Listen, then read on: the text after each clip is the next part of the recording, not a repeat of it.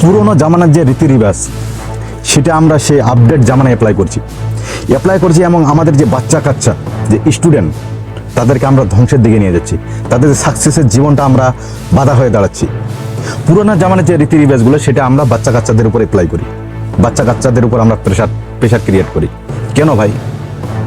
এই জামানাটা যে এত বড় আপডেট হয়ে গেছে আপনাদের কি মাথায় আসে না? আগের জামানার সূত্র ধরে যদি আপনি বাচ্চাদের শিক্ষা দেন, সেই শিক্ষাটা আপনার কানা করিও দাম হবে না। এই জামানার যে শিক্ষা ব্যবস্থা সেটা আপনাকে দিতে হবে, নাহলে আপনারা সেই ছেলেকে বাচ্চাদেরকে আপনি গ্রো করাতে পারবেন না, এগিয়ে নিয়ে যেতে পারবেন না। আজকে আমি এই কথাগুলো কেন বলছি? আজকে আপনাদের কাছে একটা বাস্তব চরিত্র তুলে ধরবো, বাস্তব ইতিহাস তুলে ধরবো।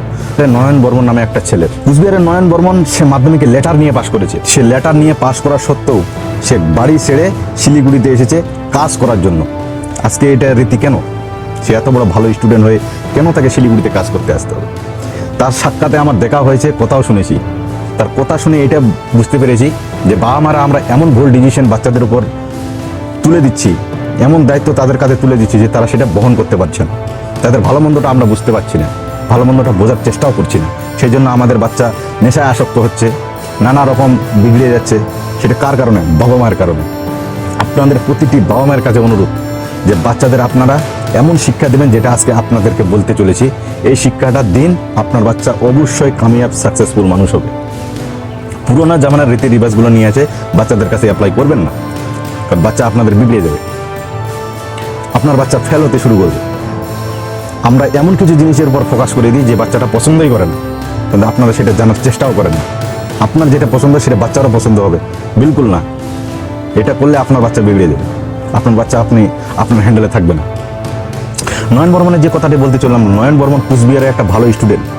তিনি মাধ্যমিকে লেটার নিয়ে পাশ করা সত্ত্বেও সে শিলিগুড়িতে যখন কাজ করতে আসে, সে কত ব্যথা বেদনা নিয়ে এখানে কাজ করতে এসেছে।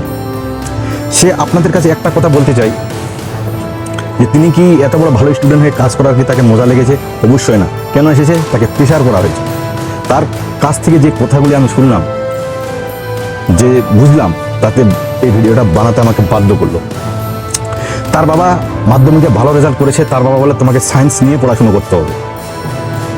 কিন্তু ওই ছেলে জীবনে বিজনেস করতে চায়, জীবনে বড় কিছু করতে চায়, সে বড় বড় স্বপ্ন দেখছে, কিন্তু সে সায়েন্সটা নেবে না, সে কমার্সে নিয়ে পড়াশুনো করবে। তারপর বাবা বলছে যে তুই এত বড় ভালো স্টুডেন্ট হয়ে কমার্স নিয়ে পড়াশোনা করবি কেন? আমার মান সম্মান যাবে না? তুই এত বড় ভালো স্টুডেন্ট হয়ে তুই কমার্স নিয়ে পড়াশোনা করবি, আমার ইজ্জত চলে যাবে। তুই এটা না কর বাবা, তুই এই সায়েন্স নিয়ে পড়াশোনা কর। সে ছোটোবেলা থেকে ড্রিম যে সে বিজনেসম্যান হবে।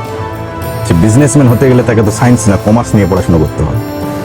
তার বাবার এই কথা না রাখতে পেরে, তার প্রেশার না সহ্য করতে পেরে সে চলে আসে শিলিগুড়িতে কাজ করার জন্য।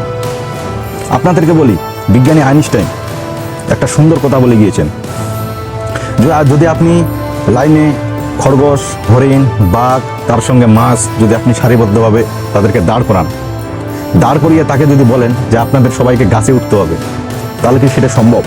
অবশ্যই না। সবারই আলাদা আলাদা টেস্ট আছে, সবারই আলাদা আলাদা চাহিদা আছে, সবারই আলাদা আলাদা তরিকা আছে। আপনি যদি মাছকে গাছে উঠতে বলেন, সে উঠতে পারবে? সে তো এই কথা শুনে হার্ট অ্যাটাক করে মারা যাবে, সে সুসাইড করে ফেলবে। তো সেরকম আমাদেরও বাচ্চাদের উপর এটাই হচ্ছে যে সে গাছে উঠতে জানে না, আমরা জবরদস্তি তাকে গাছে উঠাতে যাচ্ছি। তার তো একটা ভালো দিক আছে, যেমন মাছের জলে সাঁতার কাটার শক্তি ভালো আছে, সে জলে মানায়, তাকে ডাঙ্গায় মানায় না, তাকে গাছে মানায় না। সেরকম আপনার ছেলের ভিতরে একটা কোয়ালিটি আছে যে তাকে সায়েন্সে না আর্টসে মানাচ্ছে, আর্টসে না কমার্সে মানাচ্ছে, বা ইংলিশে সে ভালো দিকে যাচ্ছে। আমরা সেটা দেখতে চাচ্ছি না, আমরা তাকে প্রেশার দিচ্ছি তোকে এটাই ভালো করতে।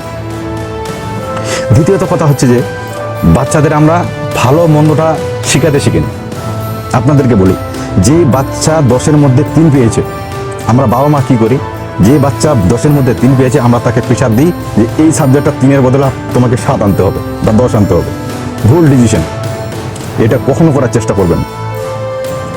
যেই বাচ্চা দেখবেন যে 10-এর মধ্যে 7 নিয়ে এসেছে, সেই বাচ্চা ওই সাবজেক্টের উপরে আপনি চেষ্টা করাবেন। দেখবেন সে এমন বড় দক্ষ, কামিয়াব এবং মার্কেট লেভেলের হাই হয়ে যাবে যে আপনি কল্পনাও করতে পারবেন না, ভাবতেও পারবেন। আপনাদেরকে প্রতিনিয়ত একটাই কথা বলে থাকি, যেই ছেলে পড়াশোনায় ভালো হয় সে খেলার দিক থেকে ভালো হয় না, আর যে খেলায় ভালো হয় সে পড়াশোনার দিক থেকে ভালো হয় না। আর যে দুটাই করতে চায় সে হবে জিরো, সে কোনো দিকেও ঠাঁই পাবে না, না পাবে সে খেলতে, না পারবে সে পড়তে। তাই আপনার একটি জিনিসে বেছে নিতে দিন, ছেলেদের একটা জিনিসের উপরে ফোকাস করতে দিন, যে সে জীবনে কিছু করতে পারে।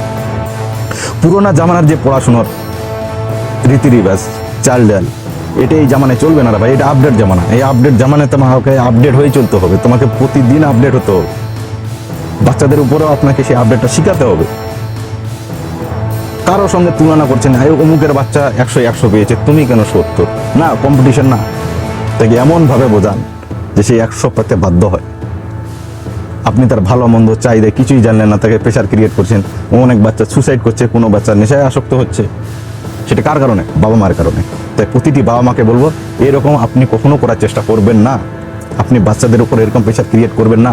আপনি যদি একটু স্বাধীনভাবে যদি ভাবেন যে যে বাচ্চা তোমার অঙ্কের মধ্যে 100-র মধ্যে 90 পেয়েছে, আর সে ইংরেজিতে পেয়েছে 25 বা 30, আপনি 30টাকে করাচ্ছেন।